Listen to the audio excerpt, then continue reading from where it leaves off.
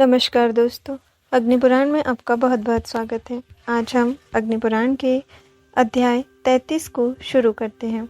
पवित्रारोपण, भूत शुद्धि, योग पीठस्थ देवताओं तथा प्रधान देवता के पार्षद आवरण देवों की पूजा। अग्निदेव कहते हैं, मुने पवित्रारोपण की विधि बताऊंगा। वर्ष में एक बार किया गया पवित्रारोपण संपूर्ण वर्ष भर की हुई श्रीहरि पूजा का फल देने वाला है। आषाढ़ से लेकर कार्तिक तक के बीच के काल में ही पवित्रारोपण किया जाता है। प्रतिपदा धनत तिथि है। द्वितीया आदि तिथियां क्रमशः लक्ष्मी आदि देवताओं की है, यथा लक्ष्मी की द्वितीया, गौरी की तृतीया, गणेश की चतुर्थी, सरस्वती की पंचमी, स्वामी कार्तिकेय की षष्ठी, सूर्य की सप्तमी, मातृकाओं की अष्टमी, दुर्गा की नवमी, नागों की दशमी, ऋषियों तथा भगवान विष्णु की एकादशी, श्रीहरि की द्वादशी, कामदेव की त्रयोदशी, शिव की चतुर्दशी तथा ब्रह्मा की पौर्णमासी एवं अमावस्या तिथि है। जो मनुष्य जिस देवता का भक्त है उसके लिए वही तिथि पवित्र है। पवित्रारोपण की विधि सब देवताओं के लिए समान है, केवल मंत्र आदि प्रत्येक देवता के लिए पृथक पृथक बोले। पवित्रक बनाने के लिए सोने, चांदी और तांबे के तार तथा कपास आदि के सूत होने चाहिए। ब्राह्मणी के हाथ का काता हुआ सूत सर्वोत्तम है। वह न मिले तो किसी भी सूत को उसका संस्कार करके उपयोग में लेना चाहिए।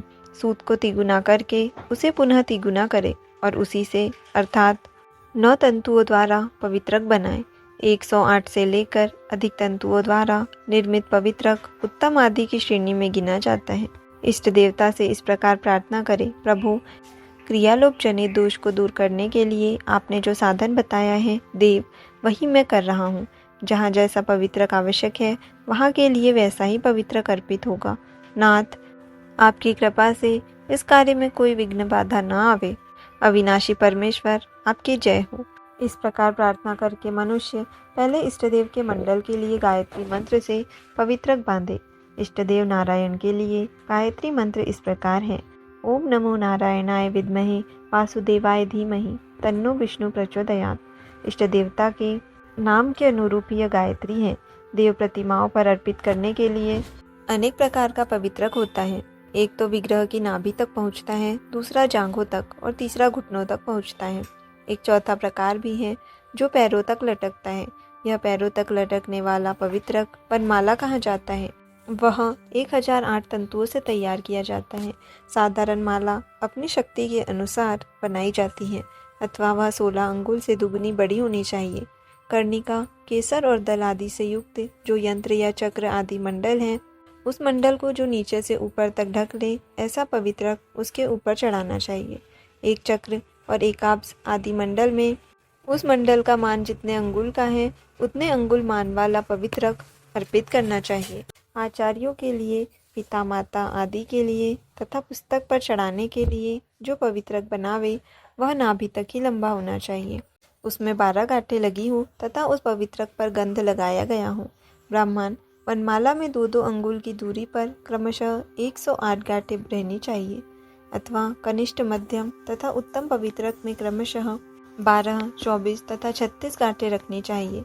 मंद, मध्यम और उत्तम मालार्थी पुरुषों को अनामिका, मध्यमा और अंगुष्ठ से ही पवित्रक माला ग्रहण करनी चाहिए, अथवा कनिष्ठ आदि नाम वाले पवित्रक में समान रूप से 12-12 ही गांठें रहनी चाहिए।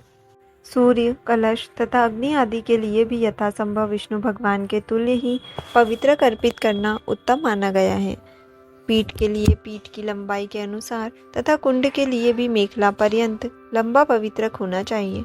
विष्णु पार्षदों के लिए यथाशक्ति सूत्र ग्रंथि देनी चाहिए, अथवा बिना ग्रंथि के ही 17 सूत्र चढ़ावे और भद्र नामक पार्षद को त्रिसूत अर्पित करे। पवित्रक को रोचना, अगुरु, कपूर, मिश्रित हल्दी एवं कुमकुम के रंग से रंग देना चाहिए। भक्त पुरुष एकादशी को स्नान, संध्या आदि करके पूजा गृह में जाकर भगवान श्रीहरि का यजन करे। उनके समस्त परिवार को बलि देकर उसकी अर्चना करे। द्वार के अंत में छम क्षेत्रपालाय नमः बोलकर क्षेत्रपाल की पूजा करे। द्वार के ऊपर श्रीये नमः कहकर श्रीदेवी की पूजा करे। द्वार के दक्षिण देश में धात्रे नमः, गंगाये नमः इन मंत्रों का उच्चारण करते हुए धाता तथा गंगा जी की अर्चना करे और वाम देश में विधात्रे नमः यमुनाय नमः बोलकर विधाता एवं यमुना जी की पूजा करें। इसी तरह द्वार के दक्षिण वाम देश में क्रमशः शंखनिधिये नमः, पद्मनिधिये नमः बोलकर शंखनिधि एवं पद्मनिधि की पूजा करें। तदनंतर शारंगाय नमः बोलकर विघ्नकारी भूतों को दूर भगावे। फिर आसन पर बैठकर भूत शुद्धि करे। उसकी विधि यूँ है: ओम हूम हम फट हूम गंध तन्मात्रम संहरामि नमः। ओम हूम हः फट हूम रस तन्मात्रम संहरामि नमः। ओम हूम हः फट हूम रूप तन्मात्रम संहरामि नमः। ओम हूम हः फट हूम स्पर्श तन्मात्रम संहरामि नमः। ओम हूम हः फट हूम शब्द तन्मात्रम संहरामि नमः। इस प्रकार 5 उद्गात वाक्यों का उच्चारण करके गंध तन्मात्र स्वरूप भूमि मंडल को वज्र चिन्हित सुवर्णमय चतुरस्त्र पीठ को तथा इंद्रादि देवताओं को अपने युगल चरणों में स्थित देखते हुए उनका चिंतन करें। इस प्रकार शुद्ध हुए गंध तन्मात्र को रस तन्मात्र में लीन करके उपासक इसी क्रम में रस तन्मात्र का रूप तन्मात्र में संहार करे। ओम हूम हः फट हूम रस तन्मात्रम संहरामि नमः। ओम हूम हः फट हूम रूप तन्मात्रम संहरामि नमः। ओम हूम हः फट हूम स्पर्श तन्मात्रम संहरामि नमः। ओम हूम हः फट हूम शब्द तन्मात्रम संहरामि नमः। इन 4 उद्गात वाक्यों का उच्चारण करके जानु से लेकर नाभि तक के भाग को श्वेत कमल से चिन्हित शुक्लवर्ण एवं अर्धचंद्राकार देखे। ध्यान द्वारा यह चिंतन करे कि इस जलीय भाग के देवता वरुण है। उक्त 4 उद्गातों के उच्चारण से रस तन्मात्रा की शुद्धि होती है। इसके बाद इस रस तन्मात्रा का रूप तन्मात्रा में लय कर दे। ओम हूम हः फट हूम रूप तन्मात्रम संहरामि नमः। ओम हूम हः फट हूम स्पर्श तन्मात्रम संहरामि नमः। ओम हूम हः फट हूम शब्द तन्मात्रम संहरामि नमः। इन 3 उद्गात वाक्यों का उच्चारण करके नाभि से लेकर कंठ तक के भाग में त्रिकोणाकार अग्निमंडल का चिंतन करें। उसका रंग लाल है। वह स्वस्तिकाकार चिन्ह से चिन्हित है। उसके अधिदेवता अग्नि है। इस प्रकार ध्यान करके शुद्ध किए हुए रूप तन्मात्र को स्पर्श तन्मात्र में लीन करें। तत्पश्चात ओम हूम हः फट हूम स्पर्श तन्मात्रम संहरामि नमः। ओम हूम हः फट हूम शब्द तन्मात्रम संहरामि नमः। इन 2 उद्गात वाक्यों के उच्चारण पूर्वक कंठ से लेकर नासिका के बीच के भाग में गोलाकार वायुमंडल का चिंतन करें। उसका रंग धूम के समान है। वह निष्कलंक चंद्रमा से चिन्हित है। इस तरह शुद्ध हुए स्पर्श तन्मात्र का ध्यान द्वारा ही शब्द तन्मात्रा में लय कर दे। इसके बाद ओम हूम हः फट हूम शब्द तन्मात्रम संहरामि नमः इस एक उद्गात वाक्य से शुद्ध स्फटिक के समान आकाश का नासिका से लेकर शिखा तक के भाग में चिंतन करें। फिर उस शुद्ध हुए आकाश का उपसंहार करें। तत्पश्चात क्रमशः शोषण आदि के द्वारा देह की शुद्धि करें। ध्यान में यह देखें कि यम बीज रूप वायु के द्वारा पैरों से लेकर शिखा तक का संपूर्ण शरीर सूख गया है। फिर रम बीज द्वारा अग्नि को प्रकट करके देखे कि सारा शरीर अग्नि की ज्वालाओं में आ गया और जलकर भस्म हो गया। इसके बाद वम बीज का उच्चारण करके भावना करें कि ब्रह्मरंध्र से अमृत का बिंदु प्रकट हुआ है। उससे जो अमृत की धारा प्रकट हुई है उसने शरीर के उस भस्म को आप्लावित कर दिया है। तदनंतर लम बीज का उच्चारण करते हुए यह चिंतन करे कि उस भस्म से दिव्य देह का प्रादुर्भाव हो गया है। इस प्रकार दिव्य देह की उद्भावना करके करन्यास और अंगन्यास करे। इसके बाद मानस याग का अनुष्ठान करे। हृदय कमल में मानसिक पुष्प आदि उपचारों द्वारा मूल मंत्र से अंगों सहित देवेश्वर भगवान विष्णु का पूजन करे।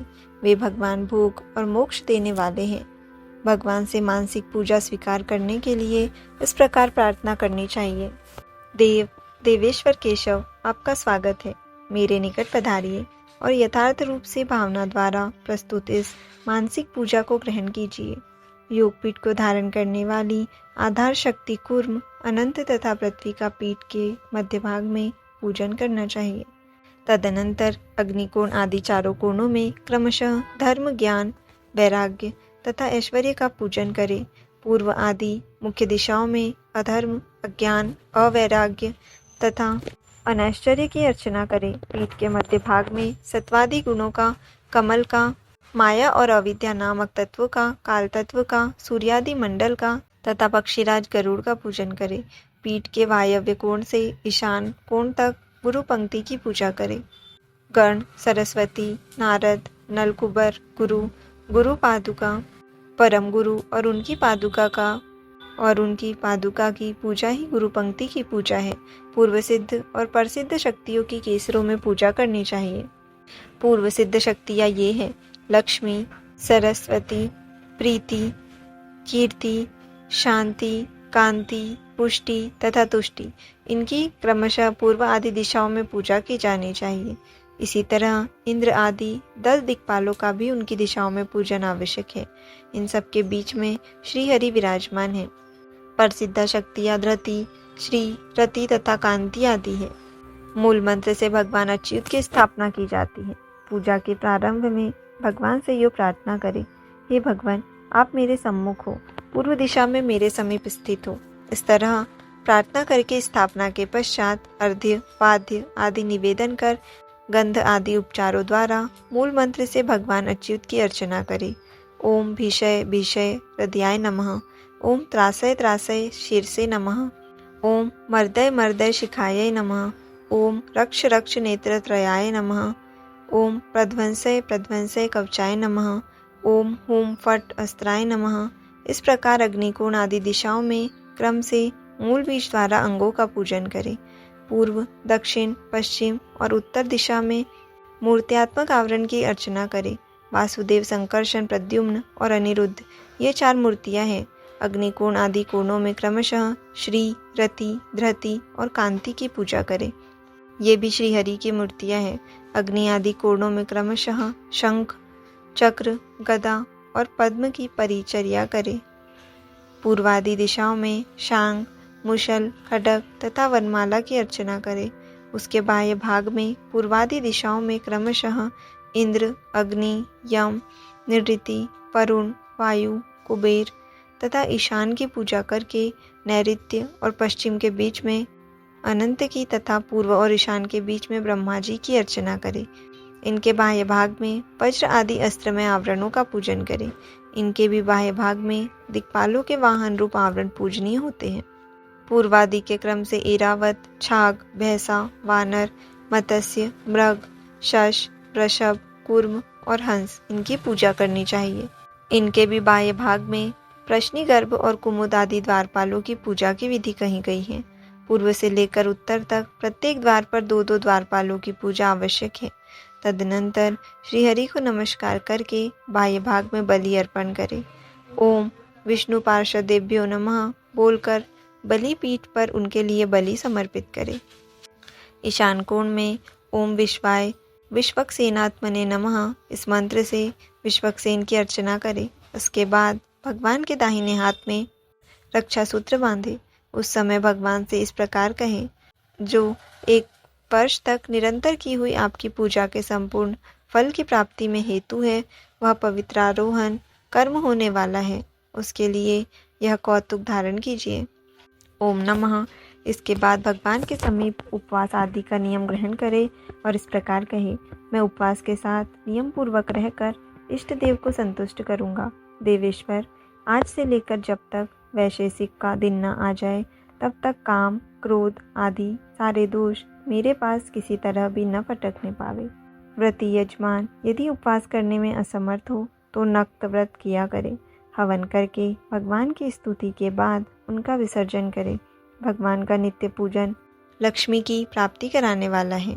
ओम ह्रीं श्रीं श्रीधराय त्रैलोक्य मोहनाय नमः यह भगवान की पूजा के लिए मंत्र है। तो यहाँ अग्निपुराण के अध्याय 33 का समापन होता है। आज के लिए इतना ही। धन्यवाद।